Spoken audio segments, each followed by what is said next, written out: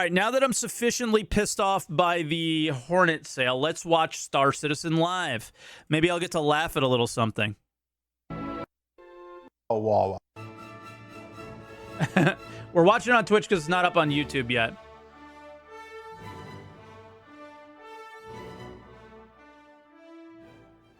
It'll still be quite successful. Okay. So if they are successfully ruining the game, never focusing on the game, and only making money but never making the game, how is this successful? But okay, sure. Good one. I swear if there's one question about night vision on this show, I'm going to leave. I'm just going to walk out the door. Hi, everybody. Welcome to Star Citizen Live, your weekly discussion of behind-the-scenes Q&A, sometimes where were you born and why did you get into video games questions.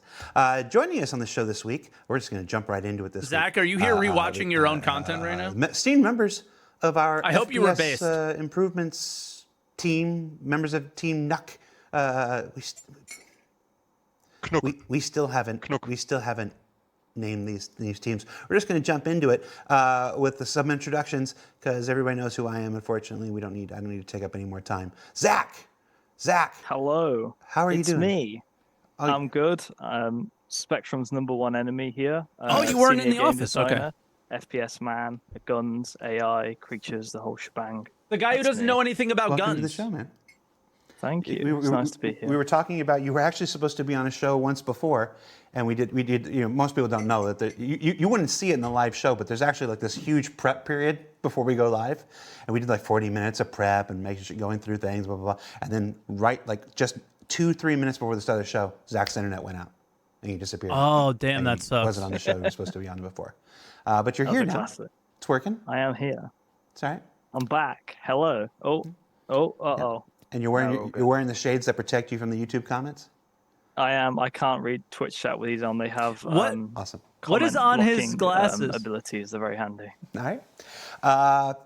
Pascal, who are you and what do you do for Star Citizen? Hi, my name is Pascal. I'm a gameplay programmer. Guys, he's too good looking, man. I can't be watching this. In Frankfurt, and I'm doing programmer stuff like coding and whatever that is. All right, what does a Most people gameplay? can't really. Yeah. Go No. on. What does a gameplay programmer do with regards to FPS? Like, are you the one determining left foot goes in front of right foot? What's a programmer? No, that's for more smarter people. I'm the one that Zach screams at when he wants something in the game. Hey, can we do X? And then I go, probably. let me have a look, and then we get around. So he's the coder. Eventually, we Okay. get a task edit for that, and So it's that classic. that's how our workflow is. That classic relationship between designer and programmer. Can we do this? No. But can we do this? Maybe. You'll let me know? I'll let you know. Yeah, it's pretty much that. Zach chimes in once or twice a day. Hey, by the way, I have a query. I have a query. Can we do this? And then It's pretty much the Austin Powers thing where you've got to ask them 3 times and eventually they'll say yes. So, yeah. you know. Should my wife be worried? That is He's handsome, man. He's oh my handsome, God, man. that is the relationship between designer and programmer put perfectly, Nick. Thank you. Yeah. Thank you for that. Nick, tell everybody who you are and what you do. Hello, yes, so I'm Nick. I should be worried if my I'm a wife System sees Designer him. 3, so I'm on the core gameplay team, which is anything FPS related, but we obviously focus on the features for FPS and Star Citizen. So I work quite closely with Zach. We're kind of like the weapon buddies. So I work on entity setups. I work on some balancing. I've also just picked up keybinds and everything kind of FPS related.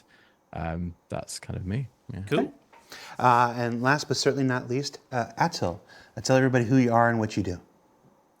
Hello, I am Atul. I'm also a gameplay programmer based in Frankfurt. Lately I've been working on reload improvements, and I wore my favorite T-shirt today. What does it say? Honk? Exactly. And it's got the Is there an duck. explanation Amazing. of that? Honk? Just honk? Honk. One more. Honk. Okay. It's a power Jared move. doesn't get it. Neither do I, but Yeah, I have. is it from To be that fair, game with the Attil is not duck? German. Attil is from Turkey. It is a power move. Let me do a little submission display for Attil. There you go. There. I submit to your power move. All right. So let's Isn't it jump into finished the Rock Band? questions because we wasted enough time. don't If know. you've never seen Star Citizen live before, lucky you. This show is where we take questions from you, the Star Citizen community. We posted a thread up on Spectrum, which is the bespoke communication platform available on robertspaceindustrials.com. We let you submit your questions, vote up which ones that you want to see answered most. Then we let Zach and Nick and Attil and Pascal jump in there, ignore your voting, and pick the questions they wanted to answer most, which is what we got here. We've thrown them up, we mix them around, and we're just going to jump all around this list here and just jump right into it. It's so true. Ignore the voting. Right off the bat, Sniper Glint. I'll just start with Sniper Glint. Oh, fuck it. Yeah, get it out of the way. We snuck that into the show. We didn't talk about it. We just showcased it. We're like, I'm like, people are going to notice. People noticed. Seen a lot of comments. Seen a lot of comments on Spectrum and social media about, you know, Sniper Glint's bullshit and blah blah blah. Oh, I used our one swear. Sorry, you don't have any. Talk to us. Talk to us about Sniper Glint. Why is it there? How does it work? Who will see it? How does it play into FOV angles and everything? Talk to me all things Sniper Glint. Go. So Sniper Glint occurs when a sniper is in aim down sight and they are aiming at you at a specific angle. So imagine if we say that target A is sniper and sniper is here, the target is here. It won't matter necessarily what your angle is. It matters what the sniper's angle is. And we're primarily doing that based upon what you imagine FOV of the player, right? They have like a cone in front of them, and that determines whether you can see the glint or not. And that glint angle is customizable. I've previously said like 11.5. Again, we were spitballing. We were just trying things out. There's a minor glint, and then there's a direct glint. So the minor glint is obviously when you're in, let's say it's 10 degrees. And that minor glint is visible for 7.5. But when they're directly on you, we shine that major glint. This is primarily done because of how powerful snipers are in the persistent universe. And if you're injured at all and you're wearing a heavy helmet, they can just one tap you in the head. Yeah, so that's the, like, if you're injured at all and you're wearing heavy armor, then they can one tap you. If you're not injured and they're wearing heavy armor, it's a two tap.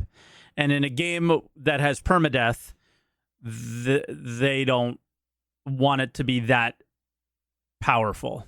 And the cost of death is very punishable. And like he's already talked about doing things like bullet drop and all this other stuff. I think there's so many things that are already in 323 that we still need to see, plus things that they want to do in the future. It's very high, along with obviously, you know, a sniper being a powerful weapon. We still want to enable the fantasy of it, but you've got to have that initial feedback for you're about to get, they're lining up a shot, they're doing things, and to obviously, there's a lot of gameplay implications there with how that looks, how that feels. I've seen a lot of people talking about a lot of suggestions, and a lot of them were very post-fire oriented. So we want some pre-fire orientated warning that this is going off and occurring, and hey, you should be careful. We're doing some other things as well with regards to snipers, with removing auto zeroing off all scope. Holy shit. Whoever thought that auto zeroing was a good idea was literally, like, you want to complain about sniper glint. Why didn't people complain about that? It was insanely stupid, right? What's auto zeroing? Okay. So you have to like zero a scope to, like, let's say the target is 500 meters away. You zero the scope to 500 meters. And then if you hit them on the crosshair, that the gun will hit them, right? Because only people who play the game know about auto zeroing. That's true.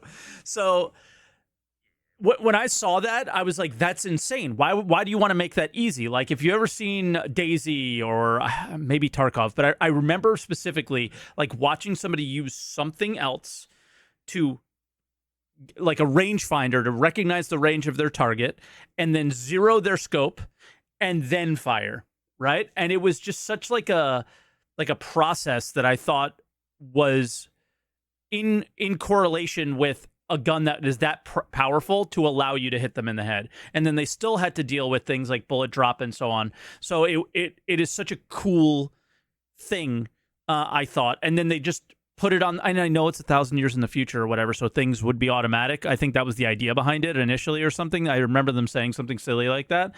But again, it takes that thought or that extra step away from a powerful gun like a sniper, and I'm glad that's going away. Let's see what else he says, though. Scopes, and we're increasing the zeroing increments, so you have to focus more on landing your shot. And yeah. So some follow-ups on just the things you said, and then Nick and Atali, I want you to jump in here. This is So awesome. You mentioned Very big customizable. change. You mean you can customize it. We can customize it, not for the player. We can customize it. So each scopes, they may, and different scopes may have different FOVs and things like that to allow not customization, but differentiation between manufacturer. So some might have different modifiers on different glint angles, and you can pick the one that is okay. Cool. This is how I'm going to play my sniper. And then when you mention, obviously death is punishing. It's punishing now because, like, again, just hearing things like this have to make you think that, like, it's not, we're not in bad hands. I think, like, when I hear this stuff personally, I think we're in good hands. They're thinking about, like, all the gameplay implications and all those things, right? And going, yeah, you saw a 3-second part of a video and you made all these assumptions about it without knowing what's going on. And you know who that's on? The guy on the screen, right? And in the end, is it a bad thing to do that? I don't think so. I think you allow the community to speculate. I think you get a lot of things to resurface about people's concerns, how they think that they want to play the game, all that stuff. And all that feedback can be gathered by the teams, as frustrating as it may be. And players who play their game will know, will say what scares them, what they like, what they don't like about the current game versus what might be happening in the future, so on and so forth. So that little sneak peek allows a lot of information to come up to the surface. And then you have these great opportunities for the devs to come on and explain themselves, and give us a little bit more detail and calm us down a little bit before these things actually come into the game. And then they come into the game and you're prepared, I guess. I don't think it's the best way to do it. I think it's the best way to just, like, lay it out on the table and say what it is. But it's certainly made for a lot of conversation this week. And honestly, as frustrating as it may have been for some people, I think that's kind of what makes the process of this a little bit more fun than following your average game. So how bad could it be, right? So when I say it's on this guy, I'm not, like, blaming him as in it's bad. It's just like a choice they made, and the consequences are the consequences, right? The time it takes to get back into the fight, and then, like, this gets more punishing when you consider death of a spaceman and all those things that we've talked about. As those things, the more of those facets come online, finding ways to help people stay alive in these situations becomes more important. So Sniper Glint plays into that. I mean, we can talk about Death of a Spaceman being the single stupidest design piece of this entire game and how it ruins what standard gameplay design would be in any other video game about killing other players and things like that. What's the, and very quickly, what's the punishment for death in a lot of games? Whatever's on your body, right? Useful things, armor, ammo, shit like that. And then you respawn and everything's fine. You get back into game and continue playing. With this game, they want to make the actual death be the thing that's punishing, not what you're maybe in combination with things that you can lose and shit like that.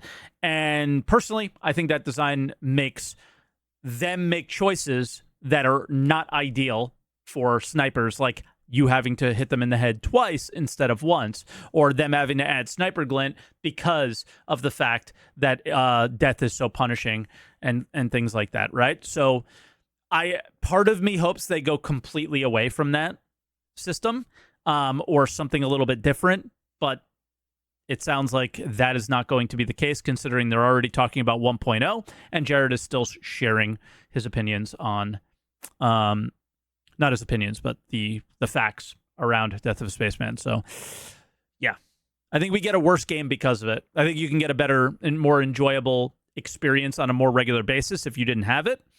But me personally, I do love the heart-pounding moments. I just wish Maybe they were different heart-pounding moments, but whatever. Again, I could talk for hours. One of about the questions in the that, so chat let's move on. was instantly, how does this work at night? There is. Oh, Nick, do you want to jump on this one? Or should I No, take it? go for it, mate. Go for it. Okay, so the regardless of lighting conditions, the glint is there, and that is because of this how powerful these weapons are and how these things are needed to be in to essentially say, But hey, that's not you know, real. there is this incredibly powerful weapon aiming on But you. it's not real. You have time to react if necessary. They had to line up their shot on you, and so on and so forth. So it is visible during the night. I'm aware that is controversial. And if anyone has any good alternatives they'd like to suggest, please give feedback. We're more than open to hear it. But this is a very gameplay orientated thing. Zach and I, we had a playtest the other day with our lead Torsten, not Nuck Layman, and I really want players just to have a go with it because I think it's really, it really adds to gameplay, especially when we want to make snipers really powerful, especially these like 50 cal snipers like the P6LR. We really want them to be beneficial and really reward that gameplay, but at the same time, it needs some sort of balance. It needs some sort of counter to that. So I think. Does that mean that the current power that the snipers have will be increased because it's a 2-shot instead of a 1-shot, and then they'll have all these other negatives to it, or is the current power like where they like it? Zach says yes in chat. Okay, and Zach is so one headshot kill. Okay, I think, especially with the angles that Zach mentioned, I think at first it's a bit like not one headshot kill, but various improvements. I know the improvements to make it feel powerful, but the current damage power is going to stay the same, right? Okay. Like, I'm not sure, but once you give it a go, I think, Just curious. like the I don't care crosshair we either found way. at first, when we were talking about the crosshair, we were like, how are we going to implement it? And then after a while, after you've been using it, you're Bunch like, of other actually, levels to pull with this damage feels great, profiles. and we can't Fall imagine off, not yep. using it now. So Yeah. The key thing is when you look at people, especially in places like Jumptown, where there's a lot of it's very dark, it's very hard to see things, and you have a sniper. And at the moment, currently, we don't obviously have the most fantastic feedback for post shot for the snipers. For example, we don't have the really obvious traitors, we don't have the really obvious muzzle flash, and the audio doesn't go far enough and things like that. So we are aware of those things. Yeah. But it's very hard to see the sniper at Jumptown, and it just leads to this kind of degenerate play style where it's like someone is not engaging with. He just called Rick a degenerate. Guys, one of my mods, Versace Rick, literally sits at Jumptown the entire day, and all he does is kill everybody there, and it is literally so annoying. It is so annoying. That's the first time I met him. Now he's one of my mods.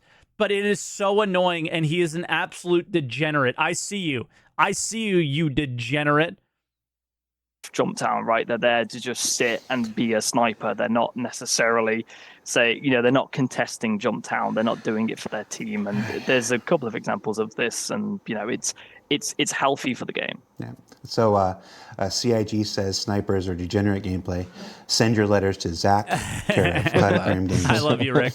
Yeah. I one more thing I will add on this as well. I've seen some comparisons to So they're killing the sniper's job. No, the sniper's job is still the same. But the games and looking at just glint be a and little stuff, bit different. I our think glint is a lot smaller. Our glint is a lot less obvious, and obviously we only showed one distance. But you'll see that the glint is not like Dude, they only showed one distance, and that distance was 2 feet away. They were maybe 50 meters away from them. Right? Light of God itself is looking at you. Now, people have seen 1.5 seconds of it, and in one situation, and the imagination's going wild with it. Like all things, try it, test it, feedback. Try it, test it, feedback. We change. Try it, test it, feedback. We change. It'll be dialed in like anything else. And what maybe like myself, somebody who's streaming, or like Zach and the other guys from the team, is say that as much as possible and maybe not react as much. And I'm more speaking for myself than the guys on the team. They should obviously listen to everything everybody's saying. But I'm not going to react and defend the fact that these are good decisions either, because I haven't played it either, right? So I feel like that they might be okay. and other people are freaking out and thinking that they're going to be really bad. But in reality, we're only going to know when we try it in the game, and that's the only thing to really be said about this. And if you didn't get the thing about the Jadena thing, joking. Dialed in like what? Nothing's ever dialed in this game. I think since the advent of Arena Commander stuff, there's been a lot of dialing going on, actually, with things like Master Modes and the FPS weapons. Maybe not on some sides of things like Cargo and Economy as much as we would like. But yeah, I think we will eventually get that with the dedicated team on there. And I think if there's anything positive that happens this year, it would be that they start dialing things more. I'm not saying that's what they're going to do, but it feels like that's a good opportunity for them. And that's something that they could be doing that we never really had in the past with the amount of people that are working on this. And we'll have to see. But my hope is that things are there. Mining didn't really get dialed in. Now, mining getting dialed in would be tweaking the numbers like, hey, there's a little imbalance, like a slight imbalance here with the glint. I think it's a little bit too bright. And then the very next patch, all of a sudden it's a little bit less bright, right? And I'm joking, that's dialing things in. I think the mining stuff was a pretty big change. Because of the word he used.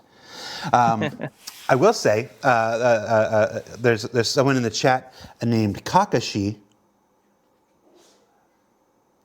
Kakashi said, as soon as you add Sniper Glint, everyone will play quick scoping snipers that run and parkour around.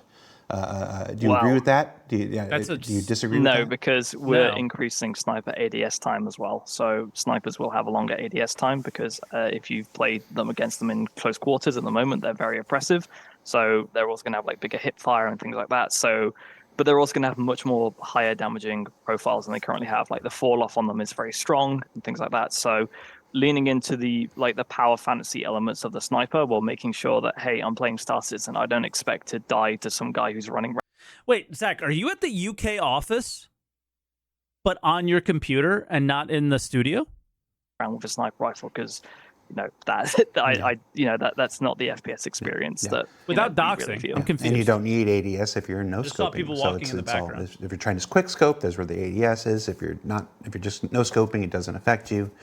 And the glint will be adjusted no scoping as well a little bit. Like we with the whole recoil thing that we added with this FPS improvements, the snipers got their recoil pass as well, I think.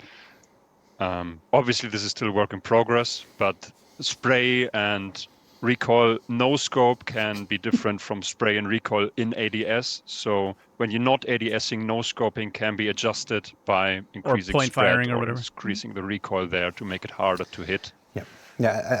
We typically don't have spread on our weapons when you ADS. So there's very few exceptions, but yeah. I think the moral in all of this is simply try it, keep trying it, give us feedback. Keep giving us feedback. These guys keep reading the feedback. We talked to the player experience team and such last week and stuff. It's a cycle.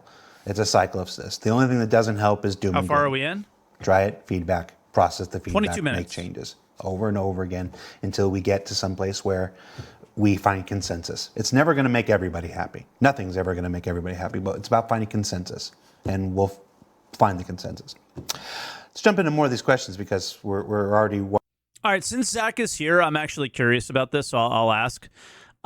They can no-scope, the game has a crosshair, but did they not just address this with the fact that there would be incredible, not incredible, but much higher bullet spread as well as recoil? So, I think this is a yes or no question. Hipfire is represented with crosshair, yes. But then it also has the spread. So the crosshair it shows the spread, like how much it might spread out, right? Yeah, there should likely be a big box of where the bullet could go because spread is a square. 1/4 of the way through the show, and we've done one question. Do any of these changes to scopes fix the issue of armor clipping into the sights, or is that simply an armor issue? We are investigating this. Sorry, or is that simply changes to scopes? 1/4 of the way through the show, and we've done one question. I want to hear this. Do any of these changes to scopes fix the issue of armor clipping into the sights, or is that simply an armor issue? Good question. We are investigating this. It is sadly an armor issue. When we go into ADS, We are then investigating our is not a armor good clips in due to animation because thing to we're hear. not bringing the weapon to our eyes. We're looking into that, and we're planning on releasing for 323 a temporary fix for this. It's not final yet. We're looking into other options Okay. to make it a permanent good solution, because the current solution has a few not so pretty things about, or a few issues. In the future there will be the perfect no clipping, hopefully. I will look into that later down. Yeah, So I'm pretty it's- sure. I I'm pretty will- sure there are clipping occasions even when we're not wearing armor, though. Not that I'm aware of. Yes. But Yeah. what we've maybe. done is we've basically taken what we call like the near eye renderer or something. I'm not a graphics programmer, but essentially Near plane. imagine near plane. So imagine if like this is the end of your gun, right? We can basically clip the end of this gun off, and you only see the clipping at the end of the gun off if you're in high FOV and while you're going out. But the level of improvement this has is incredibly drastic. So right now we're really struggling to have it block views on sniper rifles, for example, or assault rifles with a ×4. The improvement is monumental. Nice. Yeah, because I mean, going from not being able to see at all to being able to see is big. Just praying they remove the kill X UI element. They can have everything else for all I care. Honestly, yeah, I think that was the worst. That is as bad of a decision, in my opinion, as the auto And the patch after 323, where we've hopefully got something rangefinder that thing. is, a lot nicer and a lot smoother than that. Obviously, TBD. Okay. That's a Squadron 42 thing that can stay, but Are there plans for more grenade should not types? be in the PU. Yes, we have been. I'm sorry, I keep talking over the question. Are there plans for more grenade types? Grenade types? Okay. Yes, we have been. Or we have a lot of grenade types already prototyped, some of them, or implemented some of them for Squadron. The basic FPS types or FPS grenade types that smokes, flashes, and whatnot. And from there on, we're gonna move on to the more sci-fi things and other FPS devices as well. Okay. Don, Nick, do they've you been want to give saying for some of the 12 examples that years. we've kind of that we've been cooking up and we can talk about? I mean, what's so funny of like all these examples that we've been cooking up, there is a video on the Star Citizen YouTube page that is 12 years old, maybe 11 years old, of all the different grenade types and the actual like effects, explosions, all that shit, and just thrown away. Do you mean the sci-fi ones, or do you mean just the standard? I'd say the more standard contemporary ones. Yeah, so obviously there's we've got sci-fi like and standard, all right. We've got the flash stun and frag, obviously like Pascal mentioned, but the flash grenades or even the stun grenade, concussion grenade, we're kind of playing around with different ideas of how exactly we want to do it for Squadron. Obviously with He just said concussion grenade. Are we going to get force reacted even worse than we already are with these fucking grenades? No, dude. No. Oh, my God. PvP as well. There's kind of, you got to be careful with balancing and stuff like that. But we have played around with the idea of the angles of where it goes off. So obviously if your flash goes off directly in front of your face, how long that would have that effect on the screen, whereas opposed if it just happens to in your peripheral vision to your right-hand side, how long that would have an effect, and then after effects. And we're obviously working with that. We've got a really great health system like the BDL system in our game, and we looked at some of the effects that we could have produced on the eyes of the after effects of being stunned and how that all plays into it as well. Yeah. And again, like smoke Stuff that's grenades, already there. again, it's so different between PvE and PvP. How long does the smoke last for, performance-wise? So we're obviously looking into all the different factors of what happens bringing something from a single-player experience into a multiplayer experience. But they're not gonna, reinvent the wheel necessarily. They're going to be kind of what you expect for those classic items. But then, like Pascal mentioned, we are going to start introducing some more sci-fi elements, things. I think like Dude, like this guy's area a of streamer. denial Look at kind his setup. types of devices as well. So, yeah. Don Steeler Gaming in the chat asked, "Will grenades have glint?" They will make a light, the flashbang especially, but It's like a not big sure if you glint. count this as glint. If you look really close into the scope, it might flashbang you. But All right. You mentioned the health system. The next question we got here. Does CIG have any plans to replace things like percentage of health with more immersive vitals, things like blood pressure and heart rate, so players might feel more immersed in the experience of Star Citizen? So in terms of the overall health meter, that's the current goal at this time. But we are Take your doing immersion. some things related around medical gameplay at the moment. For example, with injuries, we're doing a current balance pass to make them more of kind of like, a story of combat that you've been through. At the moment, they're a bit too heavily Immerse RNG reliant these. than I like. You can sometimes enter a bunker and walk out with, the worst injuries, and sometimes walk out with like none at all. It's not really you look at your character. It's not really the story of your character that's going through.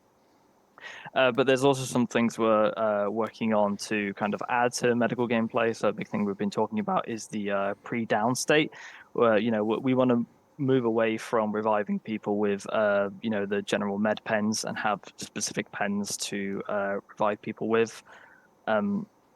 So the pre-down state is also very handy because imagine if like as soon as your health hits 0, you can essentially focus on crawling into safer space to be able to be revived at the moment, because if someone goes down, the majority of the time people are just tractor beaming people, their corpses into cover, and it obviously it looks a bit wacky. So the pre-down state is quite nice, and increasing the BDL costs for being revived and getting back up and things like that.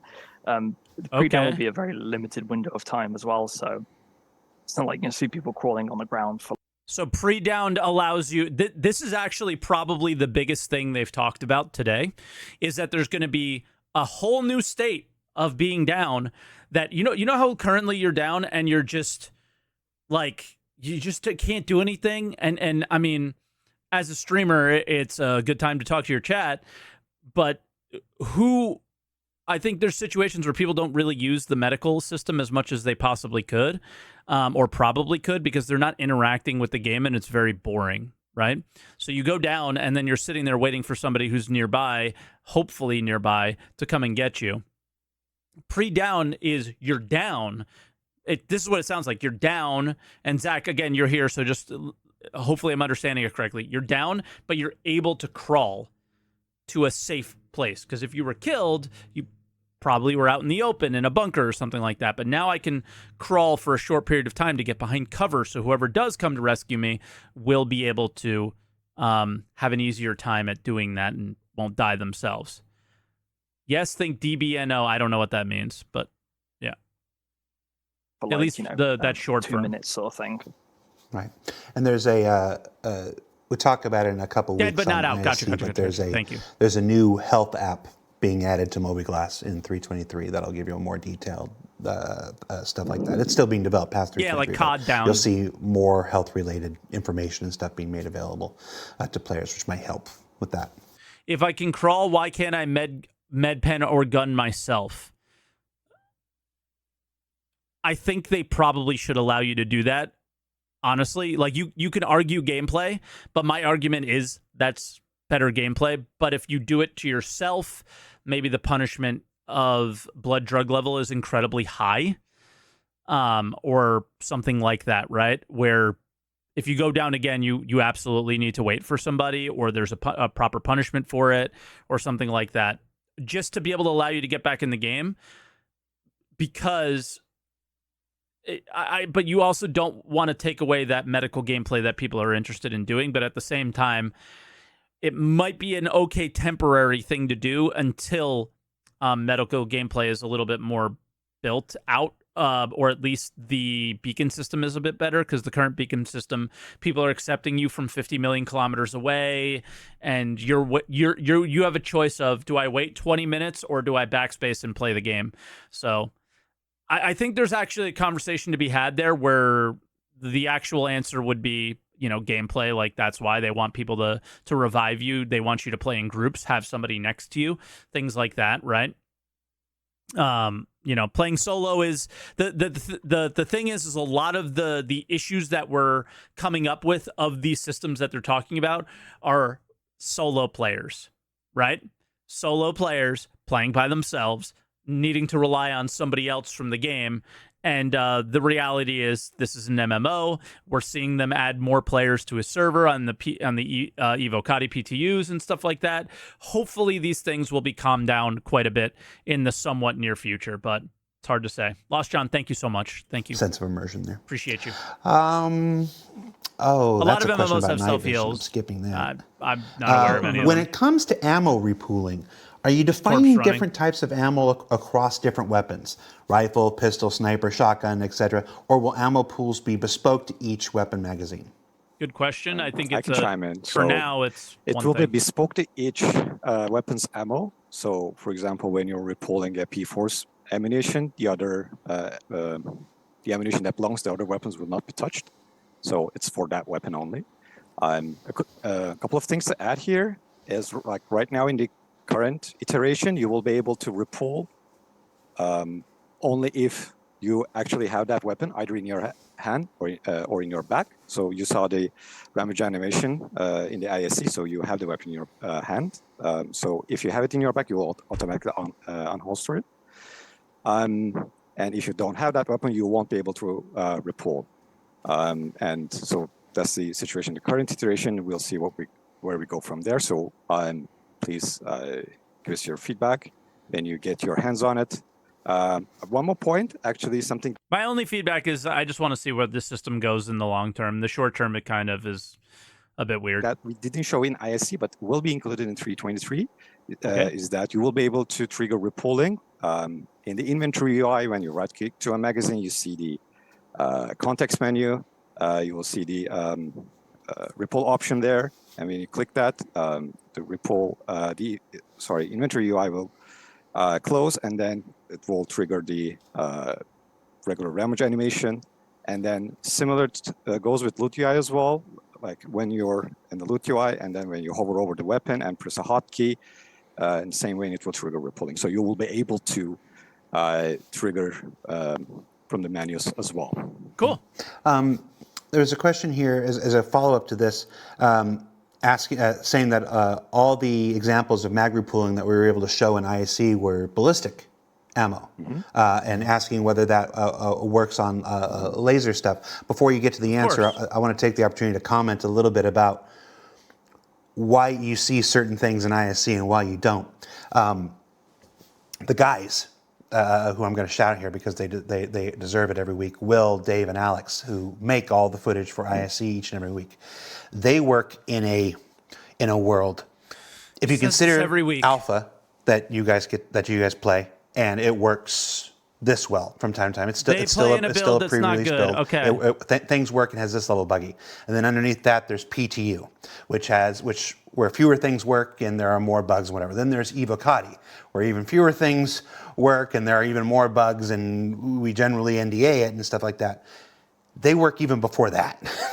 So the place where they work, every frustration you ever have gets visited on them about 20 times each and every week, and yet they persevere and they make some of the best damn stuff. I mean, ISC is better today than it's been at any time in its history, and that's because of Will, Dave, and Alex. I and agree the struggles with that. that they're going through. They're currently struggling right now with the new cargo stuff and the new hangar stuff right now. Like literally this minute, they're in there doing that right now because it's so early. So we don't always get to show every single aspect that you might expect because we're working so early in the pipeline. So with that said, we weren't able to show laser repooling, but you can repool laser stuff. How does that work? Yes. It's actually going to work the same way. So in the current iteration, they're all max, they're all subject to repolling, except for tools. So multi-tool and dedicated salvage tool at this point in time. So all are the same. We have the mid-term to long-term idea to toy with, which revolves around differentiating energy weapons from ballistic weapons by giving energy weapons some automatic ammo regeneration. That's kind of similar to energy weapons, but that's for the future. For the time being, they will repol all the same. Yeah, I'll just. Like one of the other ideas was like, your suit is powered. It can pull the power from your suit. They used to have things on walls that you can recharge them on. I don't know, man. Right, Jared. I think they did a fantastic job because we'd shot our bits earlier on, and then we had a chat with them, and they were just amazing at being able to capture what we were kind of talking about. Because I felt like I was waffling on. I was like, they got exactly what I was talking about. But yeah, so basically, obviously, for right now, for 323, obviously, it's much more easier for balancing and stuff to make sure that both ammo types will repool. But as Attila mentioned, yeah, we are talking about obviously when armor suits get the resource network. Potentially, we're looking into the idea of the ammo suits being able to trickle charge, because at the end of the day, trickle charge, not like the way the guy said automatically charge makes it sound too simple, right? But the trickle charge is a better way of describing it. Energy weapons should be more unique than what they are now, somebody says in chat. Yeah, 100%. Maybe this is the way they do it, maybe it's not, but they don't need to be like that way right now. I think they need to get a good gunplay system down and then go from there, right? I think that's definitely their intention. Even Zach just said yes to that. Of course they should be more unique.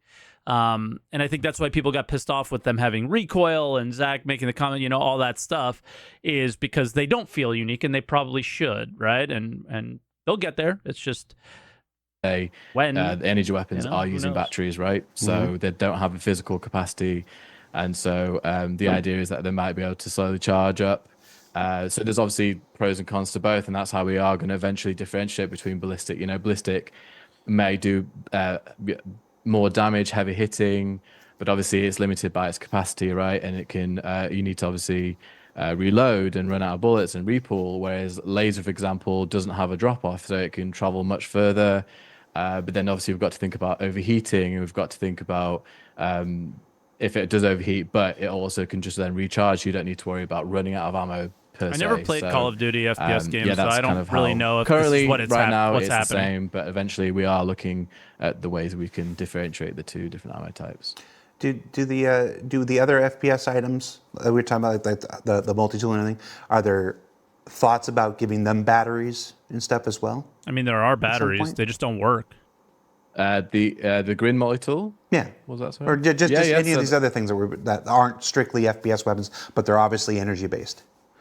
Yes, absolutely. Yeah, we're open to ideas of everything that can be battery-wise. Absolutely, could be charged up. Yeah. Just a chat right now is imagining. I think Vlad said something about bringing a car battery to replenish weapons. Just somebody running around with a giant battery. Plug in. We're open to ideas. Is that even a bad idea? Interesting. It's just an ammo box, right? Is that even that bad of an idea? It's just an ammo box. Position on the combat field. Just the guy with all the recharge cables.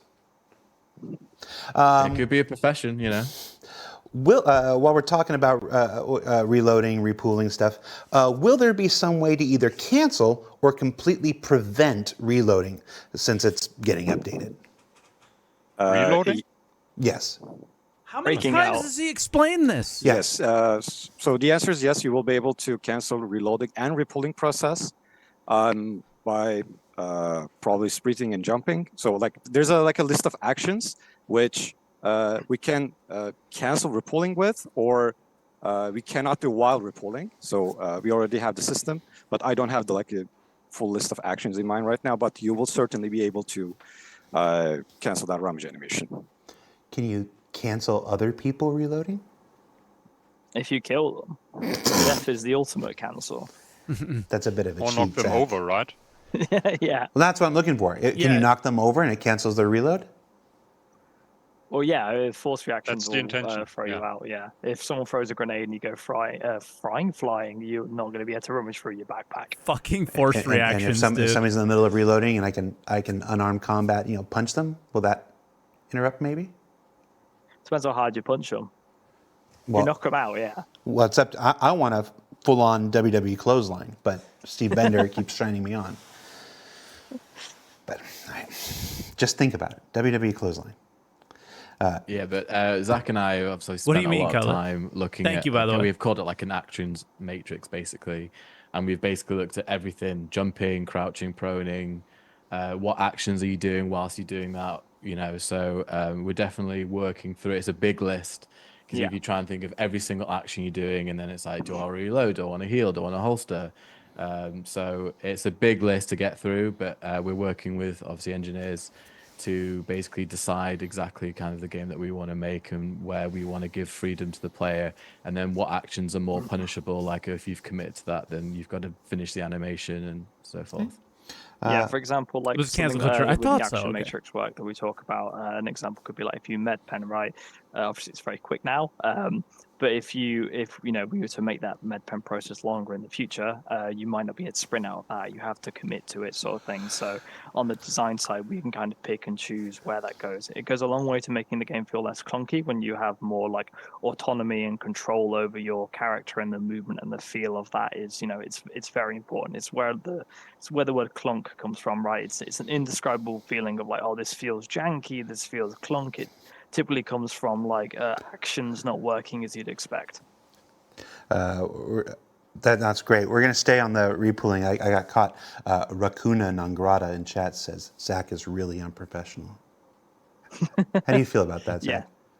Yes, that is my roots. I will say, you know, I'm from a working class background in England, so everyone you see in the game industry is, you know, usually a bit more polished and nicer. But I Not don't everyone. have that same attitude. Look, nobody looks at me and says that guy's Fuck him, professional. Zach. That's true. Been If doing you this want for to talk about professional, you should see his desk at work. It's horrific. Oh, don't! It's terrible. It's got Warhammer figures. It's got Magic the Gathering decks, Yu-Gi-Oh decks. There's some Heinz barbecue sauce on here. Some leftover Fuck cake. yeah, dude. cans. Barbecue There's a sauce? Let's shotgun. go. There's Cheetos that Todd Pappy gave me. With anyone with OCD like me, I just can't sit next to him. But Todd Pappy's Cheetos, man. Hold them forever. My the desk is most super clean. Beautiful dichotomy, like because we sit right next to each other, and I've got like just this minefield, and Nick has this lovely like diorama of figures and so on and so forth. Yeah, I've got to bring all the cool stuff. Oh, it's not focused. Yeah, mainly Necrons on here though. Ugh. Go Tau for life. All right. Wow. Tau is really that's uncommon. rogue. Jared, you do Yeah. not seem like a Tau guy.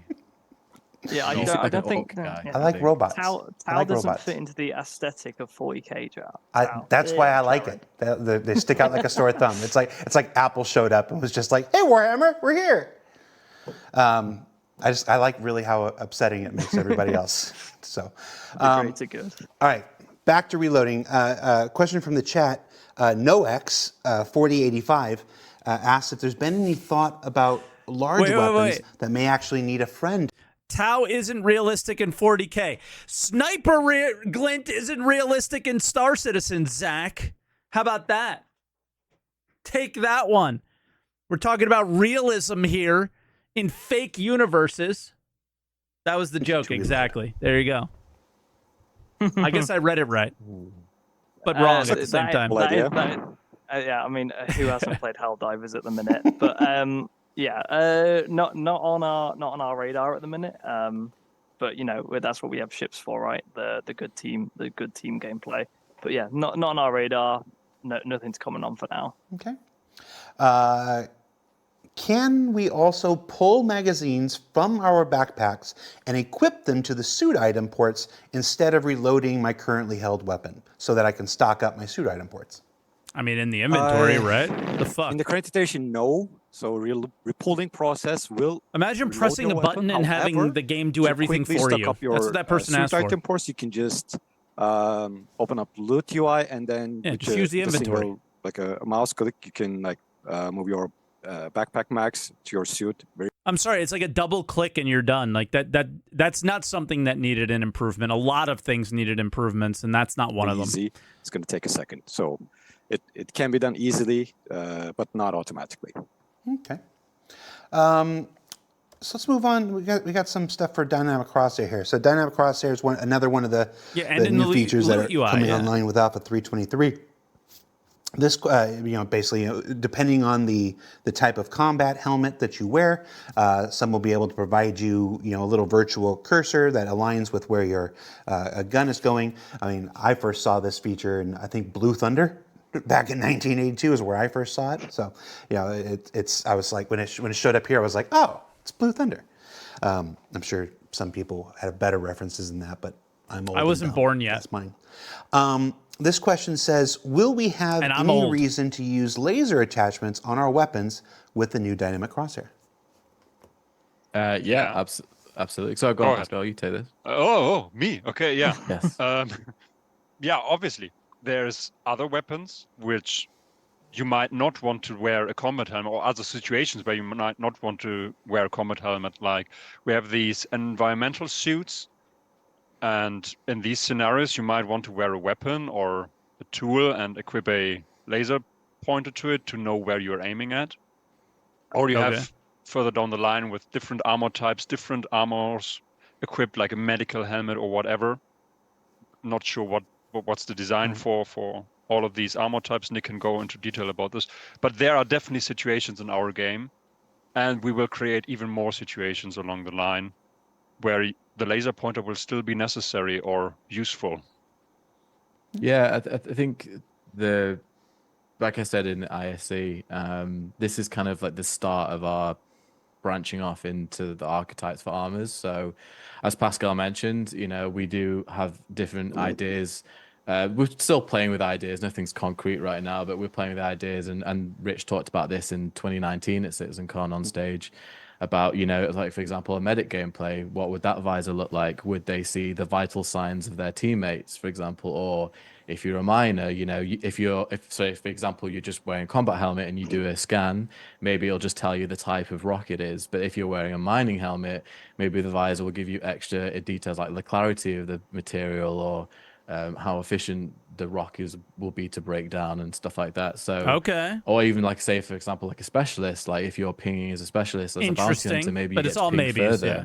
and get a little bit more of a head start on who you're trying to track. So, for example, I don't think we touched on this in the ISC, but we also looked at like the HUD, for example, with backpack reloading. Like with the combat helmets, obviously it gives you the information of the magazines on your suit, and the backpack, we may actually lose that information when you use, say, for example, the environment suit. So to answer your question, I think the laser sight still has a very viable path.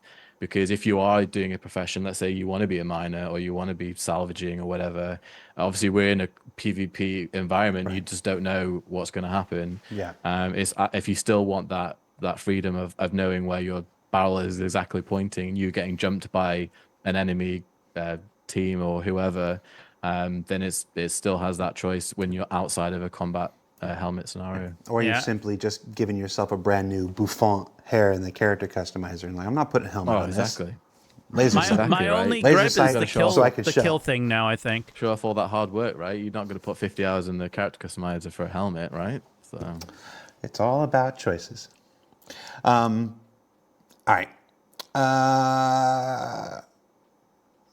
Will shooting specific gear destroy the item, or, for example, in the case of grenades, make them explode in the future? So They again, could say they want to do that, but we've spent a lot of time kind of working out exactly how we want damage to apply. Obviously, a few years ago, I wrote the design for wearing dirt and everything that comes with it, and overheating, and we've kind of implemented that into Squadron, and with obviously thinking with the PU in mind as well.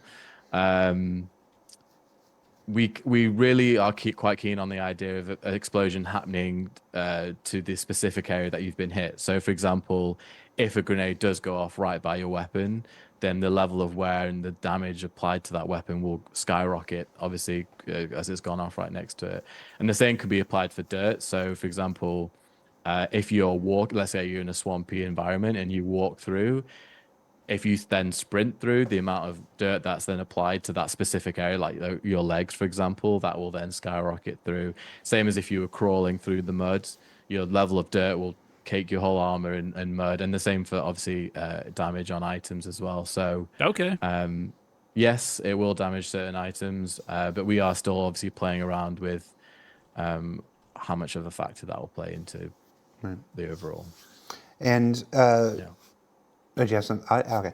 And with things like dynamic crosshair, specifically, before we completely move on for this, there's a question in here about will players have the option to modify the dynamic crosshair, either in size, shape, color, whatever?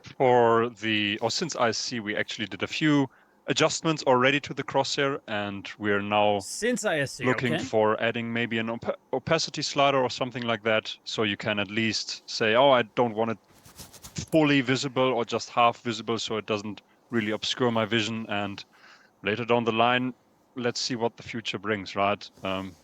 If we find the time, I would like to do it, but maybe we have other things that need more fixing or more help from our side. So Yeah, it's always a matter of priorities. It's Exactly. not that we don't want to do it. It's just that sometimes there are other things that are deemed more important or pressing at any given moment, and then those priorities change, which is why sometimes, you know, we can say that this thing is next, and then it ends up not being next, and whatnot. The priorities change.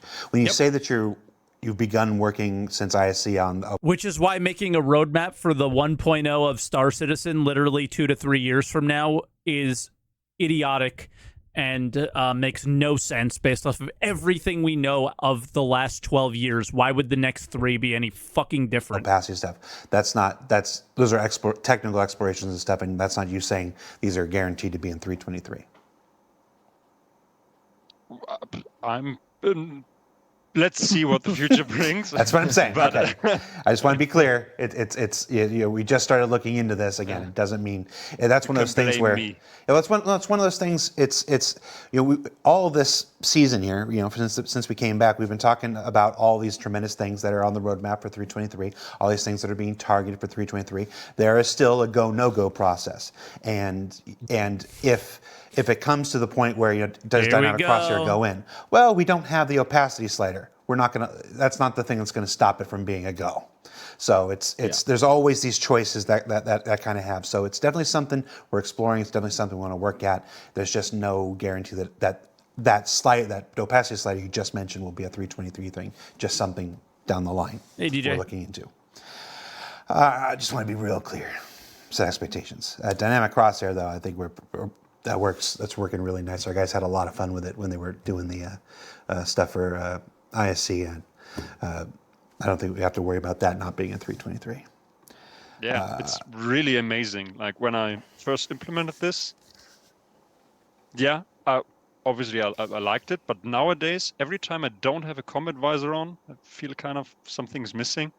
Okay. And Yeah. I really enjoy it. I hope you guys will enjoy it too. Yep. It's a really great thing. Yep. Maybe that's because the fear that people have is that it's overpowered, and when you don't have it, you feel underpowered.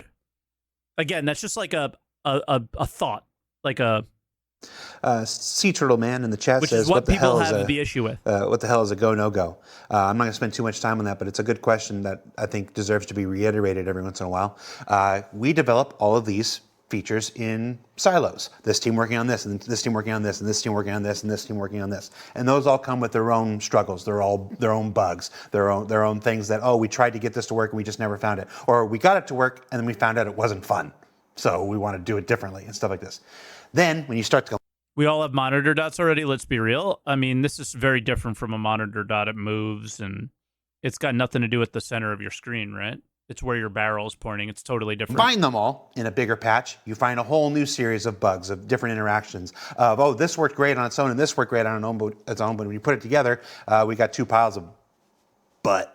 So we need to do more work and more adjustment and stuff, and that's where the go no go process goes. It allows us to look at these things and determine whether they're ready for prime time, whether they should go into the patch or whether they should not go into patch. Very few things generally fail and go no go. I think the last one we talked about was the last Xi'an ship that was supposed to be on a patch, and it was like no, it failed to go no go. Nobody liked the cockpit. It wasn't a good experience, and then they held it back and stuff. There's a couple other examples like that, but for the most part, that's what the go no go is. It's how What just happened we recently? prevent things from spawning ships in the hangar, right? From In the new causing more hangars. trouble Or than they're vehicles in the worth. new hangars. Do we always succeed? No. But having the process and trying is better than not having the process at all. So that's what a go no go is, and that process happens much closer to the release of the patch. Sometimes they're really beneficial as well because you'll get a point of view from someone, complete different department, like you mentioned, that has brought something up and you thought, actually, that's a really good point. Yeah. And then it leads you on down another path. So it's very, very important that we do these. And then you'll get the other end of that where, for example, where we talked about optic zoom, which was on the inner side of sites, but then we had issues with upscaling. So we've had to take out the inner optic zoom on the optics, which was shown off at CitizenCon, because it just doesn't work with upscaling. So upscaling is the TSA, the FSR, and the DLSS, I believe. And I did see a lot of people complain. Zach, again, you're here, so hopefully you'll be able to clarify this for me.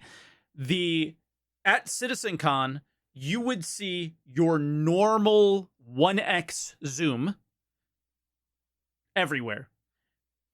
But on the inside of the site, you would see the actual zoom. So it was two totally different things.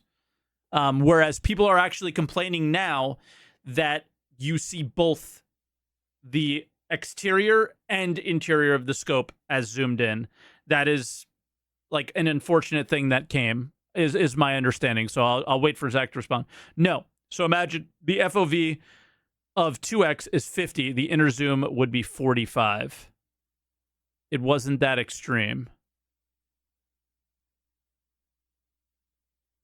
I'm confused. It's like, like Jared was saying, when you work on a bunch of different stuff and all of a sudden it comes together, you're like, oh. But I'm no. stupid, so maybe I'm not And understanding. as for Shizor, I'm saying it says, wait, where does the go, no go, no go? Right to my ulcer. All right. Quickly to adding on that inner zoom thing that Zach mentioned, we're still trying to get this back in because we like the look of it, right? And the graphics guys are currently looking into solutions Inside the to optic was that zoomed in a problem little bit more. to give you that zoom effect on that actual scope. For now, for 323, it's probably not going to happen. Let's see what they can come up with. Okay. I like this question. We've been talking about different FPS gadgets and things since the yay old days of Star Marine when it was being developed by Ilphonic back in 2015. Yep. Is there a possibility we could see ballistic shields in the future, maybe as shipboarding becomes more important? Yes. Yes, there is a possibility. There's a possibility for anything. Ballistic shield. We have it for Squadron. We are not sure when we bring this to the PU, but it's there. Okay. And let's see when this will spill over. Seriously, a ballistic shield? Yes. Yes. Let me tell you as well, it's not as straightforward as it sounds, because obviously in our universe, Don't take this away from me, Nick. It's, I really hope we can get it into the PU soon, because it's very cool. But let me just tell you, it was tough. It was tough to get in the technical difficulties behind that, getting it working like we intended to work. But now we got it somewhat. And let's see when it spills over. Well, okay. Well, I think me and you, Pascal. Jared's like, shut up, stop talking about Squadron. See what we can do. Well, I'm just saying. Let's see. I'm just saying. Johnny Jasivius, JJ himself, plays in one of my D&D campaigns, and he's an orc who double wields shields and just runs around with two shields, bashing people and stuff. So if you need someone to sign off, talk to JJ. Just tell him I sent you. Okay. Double wielding shields, very nice. Let's see. In ISC, My life when for zooming hire. in with the scopes, the whole screen outside of the scope zoomed in as well. I do understand a lot of things shown in ISC are work in progress. Hey. But not quite finished yet. Will this be correct? But will this be corrected so that only the image inside the scope is zoomed in? Yeah, this is the question I have. This is a technical limitation, basically. So a lot of games, what they do is they have a separate render layer for the weapons, which is obviously why when you go to a corner or something, holding a gun out, we do that because the gun would clip through otherwise. So it is a technical limitation currently, but we are working on alleviating that. We've seen a lot of feedback. in regards to like, hey, if you blur the outside, it's more believable to me. So it's something we are working on. So the outside of the scopes will be blurred to, kind of trick your brain almost to not see behind the curtain. But yeah, we do something called the universal rig where it's first person is equivalent to third person. So what you get is what you see, and obviously that has some drawbacks. So in the instance, how we render things, how the universal rig is set up, and so on and so forth. Next question. Okay. Whatever. I didn't Sniper care about Scope this Glint anyway. is my absolute favorite thing in every video game I've ever played. I can't wait until it's added into Alpha 3.23. Can I also hope to obtain, equip, and use advanced binoculars for scouting purposes, of course, also with a glint? So binoculars is something that has come up a lot in discussions recently, and it's one of those things that it's on the list of gadgets. So it's one of those things where it's like we said, hey, people really want this. They feel very strongly about this. So binoculars are on the list of gadgets. Burks It's was not in streaming? the immediate future, but it is on the list for development. Thank you, dude. Welcome. I missed it. We just got rid of Captain Burks or Burks, and more of these in here. What that was a ammo surprise. variants Welcome back. have you been looking at, if any? Examples they give here are tracer, incendiary, etc. Yeah, I can take this. So obviously we've kind of for Star Citizen right now we've Reacting, kind of yeah. covered a lot of. We're quite happy with the what we've covered so far. So we have some nice burst weapons, and we have obviously some powerful snipers and What was the whatnot, question? But I we have actually didn't hear it. obviously My apologies. Let's go back. Sorry, guys. powerful sniper. We can give some more of these in here. What ammo variants have you been looking at, if any? Examples they give here are tracer, incendiary, etc. I think that's so far Yeah, away. But I can take this. So obviously we've kind of for Star Citizen right now we've kind of covered a lot of. We're quite happy Burks, with yeah. what we've covered so far. So we have some nice terrible. burst weapons, and we have obviously some powerful snipers and whatnot. But we have obviously with energy, kind of treat it as like an umbrella term for that ammo type. So under that umbrella, we have lots of plans. So obviously, the players will have seen laser. But we also have plasma, which is like obviously on the corner. So currently, Attil's done some really good work with damage over time with plasma. So that burning effect of once you've been hit, maybe a certain few seconds after that, you've got that sizzling burning effect that you've been hit by plasma. We also want plasma to be different than laser in terms of like how volatile it is. Maybe it overheats a lot faster. So just certain different factors like that. Then obviously discussing all the time, we're throwing ideas around. We've talked a lot about tachyon, like the idea that faster than light ammo, but obviously with balancing, we don't want it to be necessarily hit scan because that can cause a whole lot of issues. But then we've talked about neutron. What does that mean for FPS? Does it become more powerful the further it travels? And then obviously at CitizenCon, we showed the Vault weapons. So yeah, the Vault weapons are cool. I think the question's really more along the line of like ballistic ammo, but I like that he went down the like, well, hey, we also have laser weapons, right? So all these other choices could be a thing as well. I just hope their choice, like, you don't need to make a gun to use a certain type of ammo. I do hope you eventually get to use a gun that has multiple types of ammo that can be used, whether it's a laser weapon or a ballistic one, right? we are a really exciting opportunity right now And you because choose the we gun kind you of feel like like we've and the covered ammo that makes a sense lot for of the the standard situation. FPS, what you'd expect, and now would this enjoy is kind that. of where we can really branch off and be a bit more sci-fi and really introduce some really unique mechanics, and that can really differentiate gameplay and really make each energy type non-lethal. really stand out from one another and really create that difference. So yeah, some exciting things hopefully on the way soon. It's going to Okay. get sci-fi up in here, which is nice. Yeah. Okay. Wonko the Sane in the chat says tachyon weapons would hit before you fired them. Would probably help Captain Burks. Yeah, fast and light, yeah. So Burks this guy really shit on him. Oh my I don't god. know why I picked on Burks. He's just the name that pops up. I'm glad it's not me anymore. This is an oldie, but a goodie. Will it be possible to equip weapons with civilian clothes? Yeah. Yeah. Hopefully, it's something we're currently working on. I don't want to definitely say yes or no. It's something we're definitely interested in. I actually had a meeting last week with Tech Anims and Character Art about the possibility of what we do, because obviously, Yeah, raided and as get most roasted. players will know, that we spend a majority of time in armor, and we really want to utilize our clothing sets. So it's definitely something we're interested in, and it's something we're trying to figure out how we would go about it. Yeah, and to clarify this, there are some weapons you can use with civilian clothes. We're talking about the ability to stow them and Yes, stuff like and that. being able to holster on your back, Yeah. and a lot of it is obviously, we have such a high attention to detail, so we don't want clipping, we don't want it to just completely break the asset essentially. So, and obviously we have a lot of legacy clothing, and we're also introducing like a new clothing style, and it's just basically kind of There's a lot of things in the way of it. working with different departments to see, okay, what is absolute no-go, what works, like We got about 15 minutes left on this, different guys. ideas. I Would it likely have won't pause too necessarily much. like a magnetic plate would attach? Would it attach like via a holster?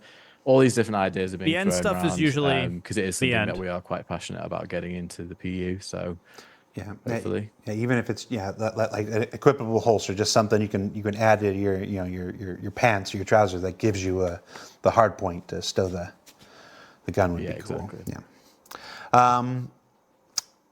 Is the plan? We haven't talked a lot about recoil. Let's find a recoil one. Is the plan to make weapons generally follow recoil patterns like the 3221?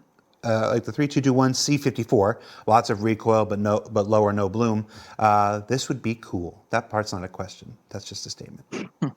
So in regards to this, there's kind of been I don't know what that confusion because means. obviously we shipped a lot of procedural recoil in 322.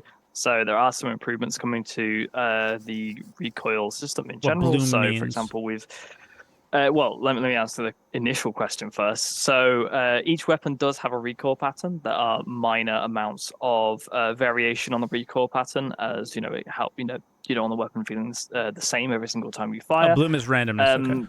But each weapon does have a unique recoil pattern. So you imagine something, whether it's a Sarcastic Arms weapon is more unwieldy, there's a bit more noise, it's more horizontal, where something bearing is more traditional, very vertical with less firepower than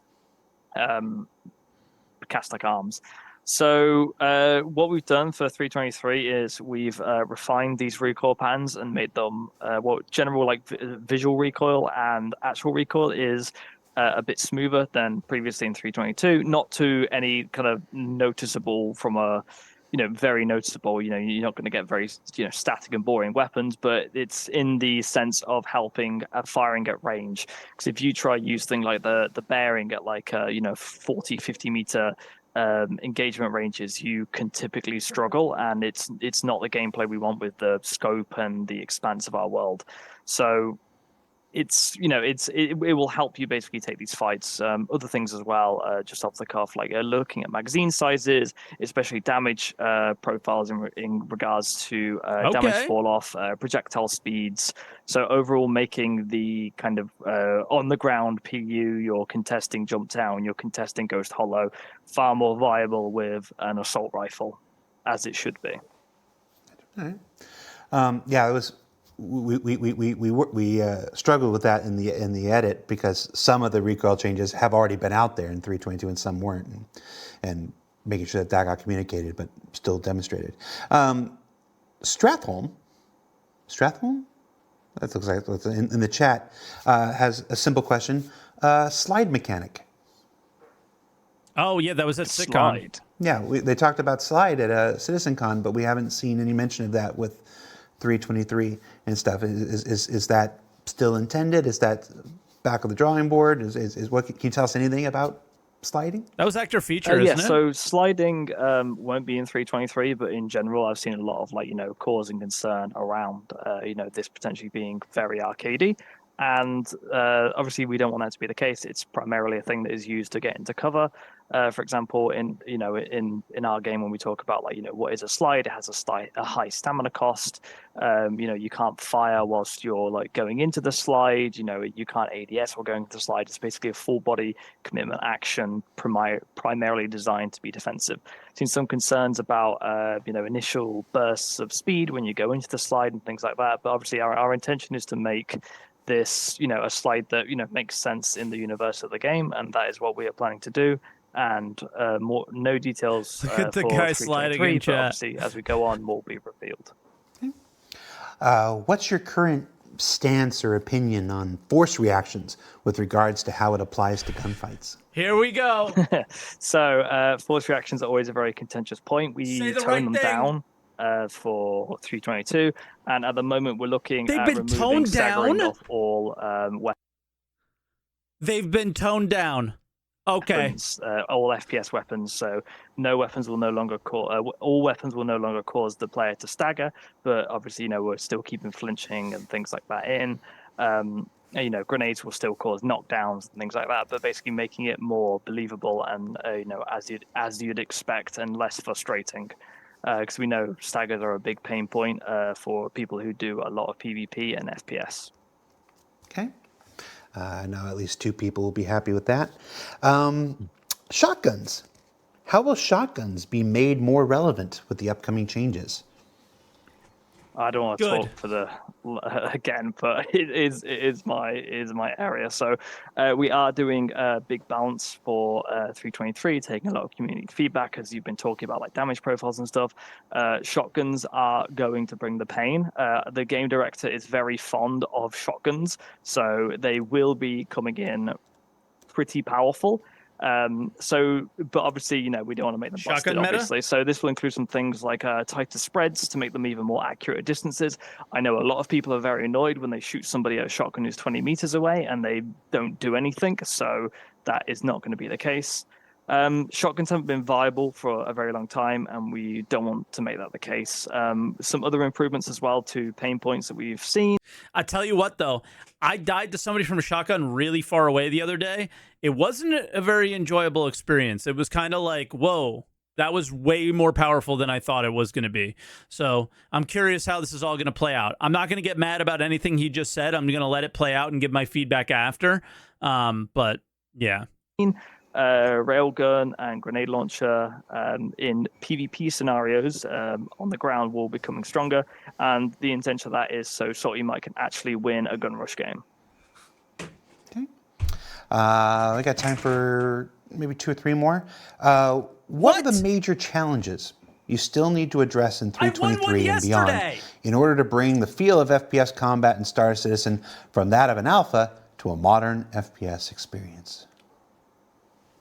Do you want to take this one? There Nick? was only 4 people in the game, but I won. Yeah, I think we've kind of already brushed on it, but I will just quickly say, obviously,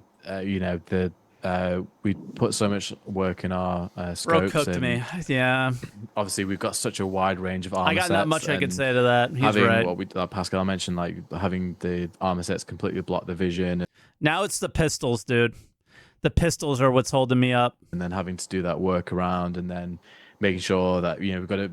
Especially when you make a game for PC, you've got to think about different FOVs, and you've got to think of different setups and how it will impact different players. And so, I think that's something that we've is kind of been a bit of a pain point. But I think the change that we're doing now, and then eventually down the line, hopefully the change we make later on, will really be so beneficial. So that would be my point, I think. Okay.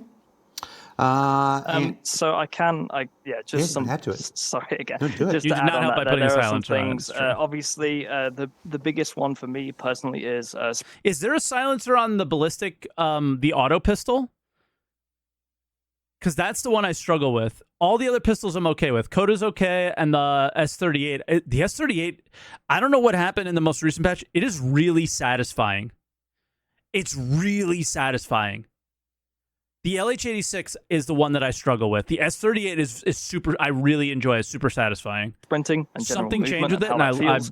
So Feels good. Sprinting is a prime example of one of the improvements that we're planning to make. When you run, the gun goes below the camera. There's not too much head shake and things like that. So the overall feel of when you're sprinting, especially if you're on a planet, it doesn't ever feel like you're properly sprinting. You put the damage Again, 323 that ties profile. into, how much stamina that takes, because it's not too expensive. So I'll pause it there. He put the damage profile in from 323 on the S38 in 322.1.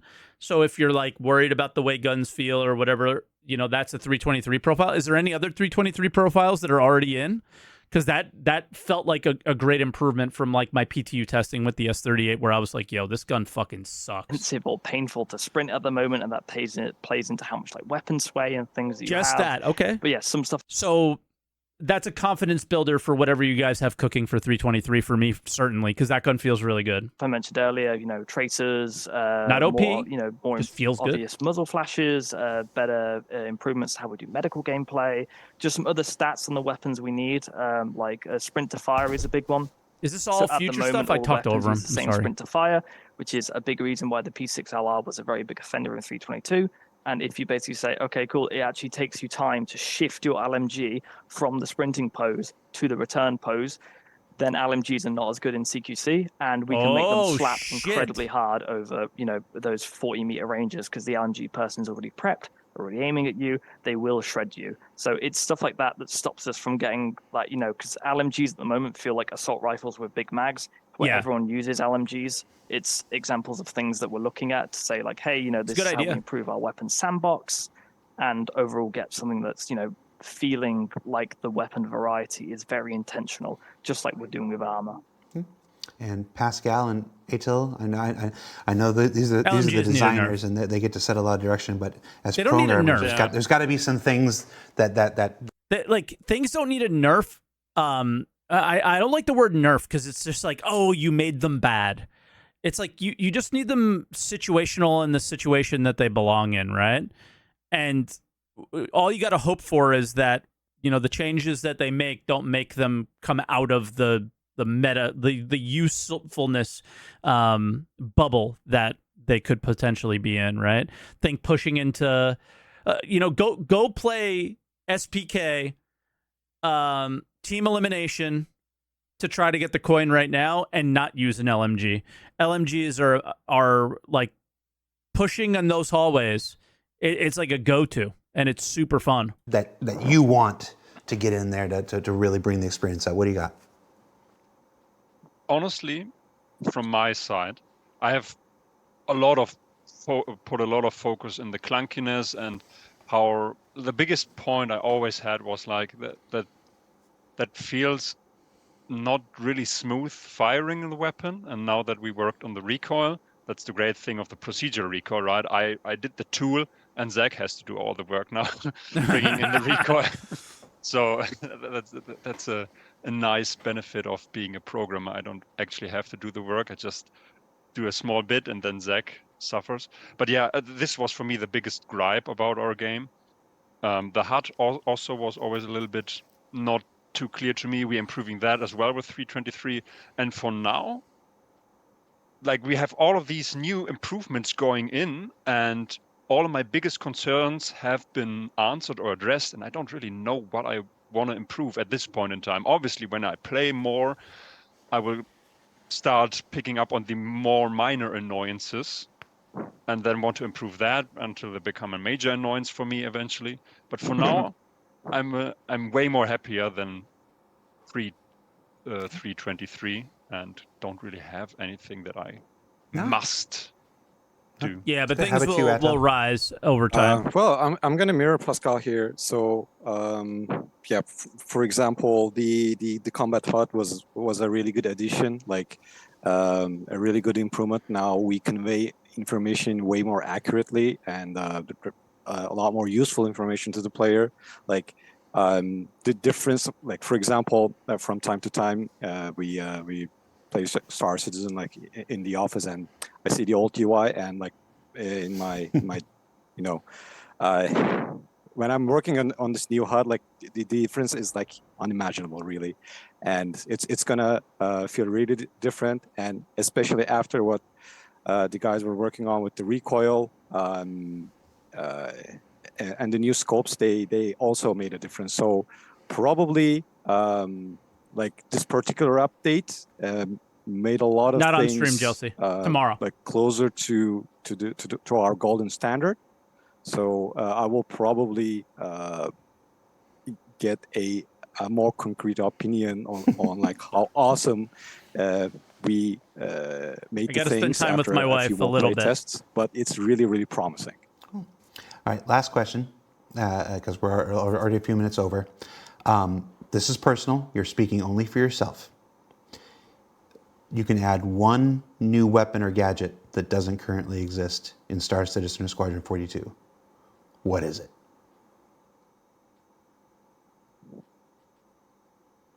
Silence. So, yeah, this is what What a this is what happens. question. Yeah. So the big That's on thing the I want spot. is a slug shotgun. Easily, it's my favorite weapon type in games. I absolutely love them. I also want No, just one. Just one. Okay. Slug shotgun? Slug shotgun. That's what I'd take, hands down. All right, Attil? Probably a rocket launcher from one of the old school shooters. That feels really good to use. Quake 3 rocket launcher? A chainsaw. That would be great. Who said chainsaw? Who said chainsaw? Me, Pascal said chainsaw. All right, that's That good. would be great. Nick? Ah, man, what a question. I would love some sort of gameplay kind of weapon. Maybe you shoot a mini black hole and they all get sucked in the middle and then something happens. I'd love that. Something That's ridiculous, but okay. really out there, sci-fi. That's crazy. Yeah. There was a funny. I want an. Ooh. But what would you guys choose in chat? It has to be a gadget of some kind. Damn, dude, that one's really hard. A gadget of some kind. An arc gun? We kind of have that. A recon drone. Recon drone's pretty sick. Grappling gun. Goo gun. Lightsaber easily. All right, relax. That's where we lost it. Because he says chainsaw. That's the most doomed thing. When we were making the procedural C4? recoil, That's kind of cool. when Pascal was like testing it, he Jump would always pack. hit fire the weapons to say, "Hey, look how cool this looks," because he basically only plays boomer shooters. So we were in a feedback loop of like him making recoil purely from a hit fire perspective, because obviously you can't ADS in a lot of boomer shooters. You should see his test level. It's E1 M1 from the original Doom. No, it's not. It's legally distinct. It's legally distinct. No, it's Oh not my for God, the public, he but literally I made a just Doom took the level map in layout Star and Citizen. learn our editor, right? I have to learn it at one point, and what? Just do E1 M1. I know how that looks, right? All right, fair enough. What a fair enough. I badass. asked the question. I'm a simple baseball Batman myself. I just want to chase people around with a bat. Oh, that's a good idea. All Not right, bad. That's it. Thanks everybody for joining us for another episode of Star Citizen Live, based on the FPS improvements coming in Alpha 323. We're going to next do another week? raid. Lenny's, you can already start that raid. Looks like we're raiding Vater and Shonzaken. I know those guys. They're a father and son streamer team. So yeah, they're pretty cool. If you stick around, say hi to those folks. Just be nice. Wipe your feet. You don't have to stay there, but you can't stay here. If you haven't checked it out already, watch the character customizer episode of ISC that came out last week. There's just a lot of stuff a lot of people have been waiting for, and coming their way in at 323, and then come back next week for our Here we go. cargo and persistent hangar episode of ISC. Big week. This week. That's the episode that Will and Dave and Alex are over there. Big week trying next not to week, eat their faces boys. to get footage to show you. I'm because hyped. it's still early and it needs work. But It's so still early and appreciate it their needs work. and I want to Yikes. shout them out again. So yeah, for this show, that was Zach, that was Pascal, that was Atil, and that was Nick. I'm Jared. Thanks a lot for showing up. It's David on the keyboards. It's Pete, who looks like B-Rabbit in 8 Mile right now. Bro, you understand that the cargo stuff has been coming into the game soon for as long as server meshing has. You know that? I don't know when that And it's happened. still It happened early. sometime in the middle of the show. Thanks for Goddamn. watching, and we'll see you next week, everybody. Take care. All right, dude, that was a pretty good episode. I think we learned a lot. And for me personally, I think I'm whatever like concerns I might have had, they did a pretty good job of like calming those down in the sense of like, dude, who cares? Just fucking try it out, give your feedback then, and they're totally down to change some things if they feel they need to be changed, right? But the general ideas they have on improving things feel really good, especially when they talk about the S38, like that is the only 323 change they put in. I know it's just a simple pistol, but go play Gun Rush right now and try that pistol versus every other gun you use, and that gun feels better than any gun in the entire Gun Rush game. And yes, Zach, I got that far to be able to try it because it's one of the last guns. So shut up your mouth, okay? Over there on SCL. I heard it, and that was rude, and it's okay because I deserve it. But shut up your mouth, okay? So anyway, thank you for watching, guys, and I thank you for being here. This was a long stream. We've gone 8 hours. That's a long stream for me. I usually stream for like 4 or 5 and then do YouTube stuff for the whole like 8, 9, 10 hour day that I would take for my full-time streaming thing. I did 8 with you guys today on Twitch, and I'll hopefully do a little bit more now for YouTube. And yeah, we're gonna raid Noodle, okay? Because he's probably doing overdrive stuff. So we'll bring you guys from Burks over to Noodle and everything. So thank you guys for watching, and I appreciate it. It was fun react.